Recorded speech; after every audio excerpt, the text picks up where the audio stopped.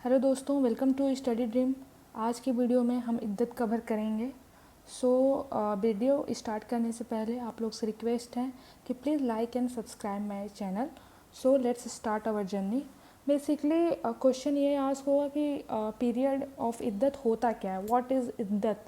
तो इद्दत एक टाइम है जो कि अंडर मुस्लिम लॉ में ये कन्फर किया गया है कि इद्दत पीरियड जो है वुमेन को फॉलो करना पड़ेगा, मुस्लिम वुमेन को फॉलो करना पड़ेगा।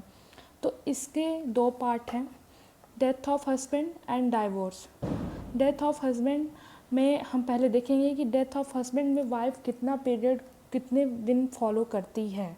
तो मैरिज, अगर if in death of husband when a marriage is consummated, अगर मैरिज कंज्यूमेट हुआ रहेगा तो इन दैट टाइम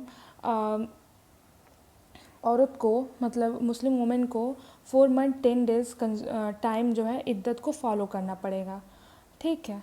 और फिर इसके बाद में death of husband when marriage not consummated, अगर डेथ ऑफ हस्बैंड हो गया और मैरिज कंज्यूमेट नहीं हुआ है तो उस दौरान भी ये प्रिज्यूम किया जाता है कि कंज्यूमेशन तो बेसिकली हुआ है, तो उस समय भी 4 मंथ 10 डेज़ वुमेन जो है फॉलो करेगी।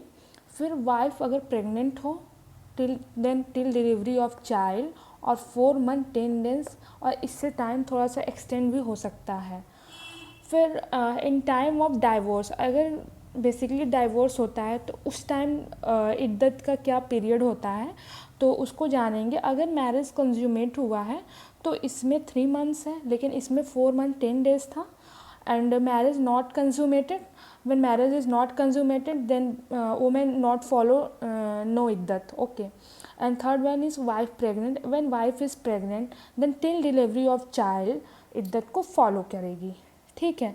फिर ऑब्जेक्टिव ऑफ इद्दत क्या है, तो ऑब्जेक्टिव ऑफ इद्दत ये है कि अगर वो तुरंत शादी करती है दूसरा, ठीक है, पीरियड ऑफ इद्दत में अगर नहीं फॉलो करके अगर तुरंत जो है शादी कर लेती है, रीमैरी कर देती है, तो ये कन्फ्यूजन पैटर्निटी पे क्रिएट हो जाएगा और आगे चल के उसे बहुत ही दिक्कत होने लगेगी। उसे period of morning of the wife makes the toward the husband, मतलब एक होता है कि अगर हस्बैंड मर गया है तो कुछ एक टाइम पीरियड दिया गया है कि उसके लिए वो बहुत ही भयावह, बहुत ही कलह वाला डे है, तो उसमें वो शादी नहीं कर सकती है।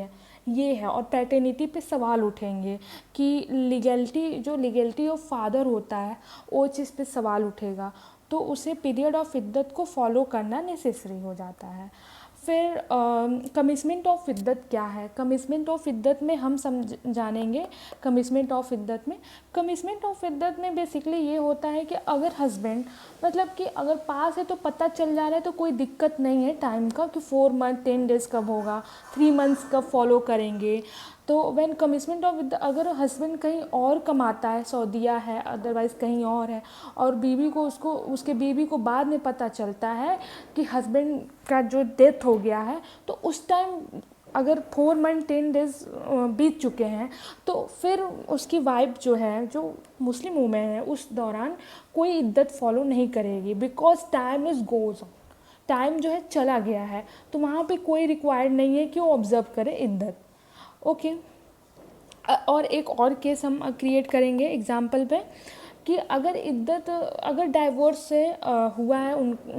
हुआ है डिसोल्यूशन ऑफ मैरिज का, तो देन कमिटमेंट ऑफ इद्दत जो है उसका डाइवोर्स में 3 मंथ्स था, तो 3 मंथ्स होता है। ठीक है, 3 मंथ्स चले जा रहा है। जैसे ए है, ये डाइवोर्स हो जा रहा है, फिर इसके बाद में हस्बैंड जो है डाई हो जाता है, डाई, फिर इद्दत यहाँ एंड होता है। ओके।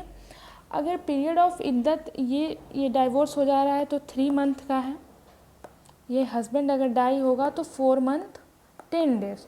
अगर डाइवोर्स हो गया, पीरियड ऑफ इद्दत इधर 3 मंथ चल ही रहा है कि हस्बैंड की डेथ हो गई, तो क्या उस दौरान वाइफ फिर से इद्दत जो है न्यू क्रिएट करेगी 4 मंथ 10 डेज। सो गाइस, ये बहुत इंपॉर्टेंट है, ये क्वेश्चन आस्क कर सकता है प्री में। तो यहाँ पे फिर से उसका इद्दत ऑफ पीरियड स्टार्ट होगा 4 मंथ 10 डेज़ का। यहाँ जो उसने 3 मंथ ऑब्जर्व किया वो तो किया ही, डाइवोर्स वाला। फिर यहाँ पे हस्बैंड डाई जब होगा तो यहाँ पे फिर से स्टार्ट होगा 4 मंथ 10 डेज़। ठीक है, तब उसका इद्दत पीरियड जो है कंफर्म होगा कि हाँ बेसिकली वो कंफर्म कर चुकी हैं इद्दत पीरियड। सो इद्दत period, valid marriage, void marriage, irregular marriage, जो आगे मैं वीडियो में बताई हूँ कि valid marriage, void marriage, irregular marriage होता क्या है। तो वैलिड मैरिज में बेसिकली ऑब्जर्व करेगी इद्दत। फिर वाइड मैरिज में कोई इद्दत नहीं है, क्योंकि वो शादी ही का कोई मतलब नहीं है, शून्य है, तो कोई ऑब्जर्व इद्दत नहीं करेगी। लेकिन इरेगुलर मैरिज में इद्दत फॉलो करेगी, ऑब्जर्व करेगी। सो और एक और क्वेश्चन आस्क होता है कि इरेगुलर मैरिज में अगर वो फॉलो करी, वैलिड मैरिज का जो हम लोगों ने पढ़ा इसमें ये आ जाएगा death of husband and divorce. फिर इरेगुलर मैरिज में क्या होगा, व्हेन मैरिज इज़ कंज्यूमेटेड। तो अगर डिसोल्यूशन ऑफ मैरिज होता है, डेथ ऑफ हस्बैंड, तो सेम ऐसे ही चलता जाएगा जैसे हम लोगों ने डाइवोर्स का पढ़ा 3 मंथ। सो सेम यही रहेगा, उसका भी 3 मंथ होगा, कोई 4 मंथ्स नहीं रहेगा। और अगर मैरिज कंज्यूमेट नहीं होगा तो नो इद्दत। अगर वाइफ प्रेग्नेंट है तो till delivery of child wife consume इद्दत पीरियड। तो इद्दत पीरियड वो फॉलो करेगी। Thank you guys, please like and subscribe my channel.